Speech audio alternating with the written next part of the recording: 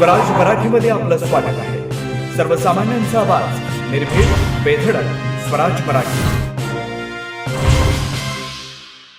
निमंत्रण देऊन आलेले आहात, अनेक प्रश्न प्रलंबित आहेत. काल तर मेन म्हणजे बीड आणि परभणीवर चर्चा सुरू होती, ती थांबून आज पुन्हा चर्चा घेणार आहेत. काय वाटतंय? आज 9:30 वाजता मी सुद्धा त्या विषयावर बोलणार आहे. 2 दिवसापूर्वी मी स्वतः बीडला गेलो होतो, परभणीला गेलो होतो. तिथली परिस्थिती जाणून घेतली. तिथं असणाऱ्या पीडितांच्या नातेवाईकांना भेटलो, सामाजिक कार्यकर्त्यांना भेटलो आणि तिथं असणारी वस्तुस्थिती आज अधिवेशनामध्ये मी स्वतः तिथं मांडेल. अतिशय वाईट परिस्थिती आहे. परभणीला प्रशासनाने काही गोष्टी हातात घेऊन सामान्य लोकांना खूप मोठ्या प्रमाणात त्रास तिथं दिलेला आहे आणि त्याच्यातच दुर्दैवाने सूर्यवंशी नावाचा एका युवाचा मृत्यू त्याच्यामध्ये झाला.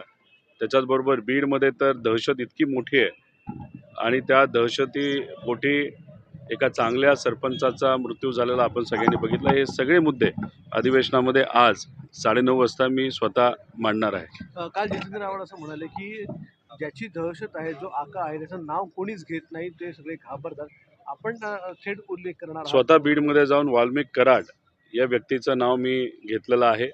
याच्या आधी सुद्धा जेव्हा गीते आमचे कार्यकर्ते होते, त्यांच्यावर अन्याय झाला होता, तेव्हा सुद्धा वाल्मिक कराडच त्यांच्या मागे आहे हे मी तिथं स्पष्टपणे सांगितलं होतं.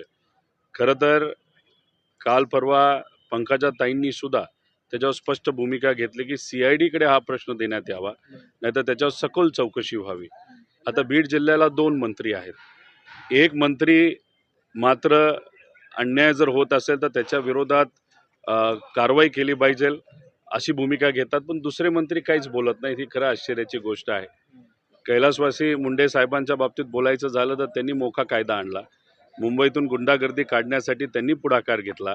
ते आज असते तर बीडमध्ये खऱ्या अर्थाने अशी परिस्थिती असती का, असा प्रश्न देवेंद्र फडणवीस साहेबांना मी स्वतः करणार आहे आणि आमच्या सगळ्यांची अपेक्षा आहे की देवेंद्र फडणवीस साहेब त्याच्यामध्ये लक्ष घालून हे जे काही मोठे गुंडे आहेत वाल्मिक कराडसारखे, त्याच्यावर कारवाई ही केलीच पाहिजे आणि देशमुखांना तिथे न्याय मिळालाच पाहिजे अशी आमच्या सगळ्यांची भूमिका आहे. तुम्ही 2 मंत्र्यांचा उल्लेख केला, पंकजा मुंडे भूमिका घेत आहेत. दुसरे मंत्री कोण, मग तुम्हाला नेमकं नाव घेण्यात काय अडचण आहे? हे बघा, विरोधक सातत्याने आता म्हणत आहेत, मात्र 2 मिनिटात बीड जिल्ह्याला दोन मंत्री मिळालेले आहेत. पंकजाताई आहेत, धनंजय मुंडे आहेत. काल परवा पंकजाताईंनी स्पष्ट भूमिका घेतली की जर कुणी याच्यामध्ये सहभाग घेतला असेल, नाही तर ह्याच्यामागे जे कुणी असतील त्यांच्यावर कडक कारवाई ही झाली पाहिजे. CIDकडे सुद्धा हा विषय गेला पाहिजे, त्याचं स्वागत केलं पाहिजे. कैलासवासी मुंडे साहेबांनी जी भूमिका आज घेतली असती तशीच भूमिका ही पंकजाताईंनी घेतलेली आपण सगळ्यांनी बघितली. पण दुर्दैवाने दुसरे जे मंत्री बीड जिल्ह्याला मिळाले आहेत त्यांनी त्या पद्धतीची कडक भूमिका ही घेतली नाही. हे तिथे असणाऱ्या लोकांना अजिबात आवडलेलं नाही. काय कारण आहे? धनंजय मुंडे एवढे चुकी साधून आहेत. आता कदाचित वाल्मिक कराड हा त्यांचा खास कार्यकर्ता आहे. बीड जिल्ह्यांमध्ये कदाचित धनंजय मुंडेंचं जेवढं चालत नाही तेवढं वाल्मिक कराडांचं चालतंय आणि मग वाल्मिक कराडाचं नाव जर पुढे येत असेल तर मग त्याच्यावर कसं बोलायचे अशी कदाचित अडचण ही धनंजय मुंडे साहेबांची झाली असावी, म्हणून त्यांनी त्या बाबतीत काही भूमिका घेतली नाही. दुर्दैव असं त्यांनी बोलत असताना देशमुख जे सरपंच होते त्यांचं कार्य चांगलं होतं.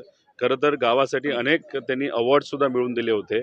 अशा व्यक्तीबद्दल त्यांनी बोलत असताना त्यांनी काय सांगितलं की आर्थिक व्यवहारातून ती घटना घडली. म्हणजे खरं हास्यास्पद आहे आणि दुर्दैवी गोष्ट आहे. त्यामुळे स्पष्ट भूमिका धनंजय मुंडे साहेबांनी सुद्धा या बाबतीत घ्यावी आणि सगळ्यात महत्त्वाचं गोष्ट तिथे असणाऱ्या लोकांची मागणी जी आहे की तिथं असणारं पालकमंत्रीपद हे कुठंतरी फडणवीस साहेबांनी घ्यावं. जोपर्यंत वाल्मिक कराड आणि सर्व जे कोणी गुन्हेगार आहेत त्यांच्यावर कारवाई केली जात नाही. राजीनाम्याची मागणी केली जितेंद्र आव्हाड यांनी.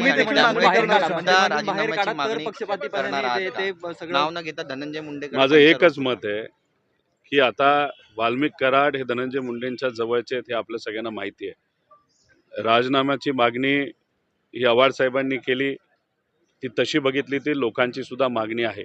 पण मी फक्त इथं वेगळी भूमिका घेईल. माझं एकच मत आहे की जी व्यक्ती त्या गुन्ह्यासाठी जबाबदार आहे वाल्मिक कराड, त्याच्यावर कारवाई झालीच पाहिजे. 302ची कारवाई झालीच पाहिजे आणि बीड जिल्ह्यामध्ये सामान्य लोक आज जे भयभीत आहे त्यांची भीती घालवण्याची खऱ्या अर्थाने आज जरूरत आहे. मुलींना सुखरूप वाटत नाही, सामान्य लोक आज भीतीमध्ये राहत आहेत आणि अशा परिस्थितीमध्ये कुठंतरी बीडची जी काय कायदा व सुव्यवस्थेची परिस्थिती अतिशय खालच्या लेवलला तिथं गेलेली आहे. प्रशासनसुद्धा सामान्य लोकांना सहकार्य करत नाही आणि ही भूमिका आणि ही परिस्थिती तिथं बदलायची असेल तर कडक कारवाई केलीच पाहिजे. जसं कैलासवासी मुंडे साहेबांनी भूमिका पूर्वी घेतली तशाच पद्धतीने कडक कारवाई आज करण्याची जरूरत आहे. पण मुंडे साहेबांनी त्या काळामध्ये जशी कडक कारवाई केली तशीच कारवाई देवेंद्र फडणवीस साहेब करतील का हा मोठा प्रश्न आहे. सर रेशीम बागेमध्ये की गडकरी साहेबांच्या खात्यालाच आत्तापर्यंत का टार्गेट केलं गेलं. याच्या आधी सुद्धा लोकसभा होण्यापूर्वी 3-4 महिन्याआधी त्यांच्याच खात्याला टार्गेट केलं. आता परत एकदा कॅगकडनं रिपोर्ट कुठला येत असेल तो त्यांचाच डिपार्टमेंटचा येतो. खोलात जाऊन जरा विचार करण्याची जरूरत आहे. पण शेवटी स्वतः हायवे डिपार्टमेंट या बाबतीत उत्तर देईल. ते उत्तर काय असेल हे आपल्या सगळ्यांना बघावं लागेल.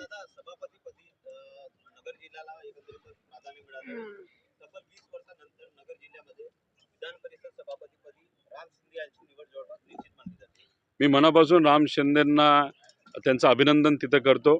तसंच विरोधी पक्षाला सुद्धा आभार व्यक्त करतो की बिनविरोध ही निवडणूक त्या ठिकाणी केली.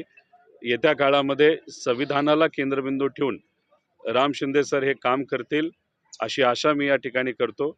आणि तसं काम करत असताना कुठलाही द्वेष मनामध्ये न ठेवता मतदारसंघाबरोबर महाराष्ट्रातसुद्धा सकारात्मक विचार विकासाच्या बाबतीत ते करतील अशी आशा या ठिकाणी मी करतो.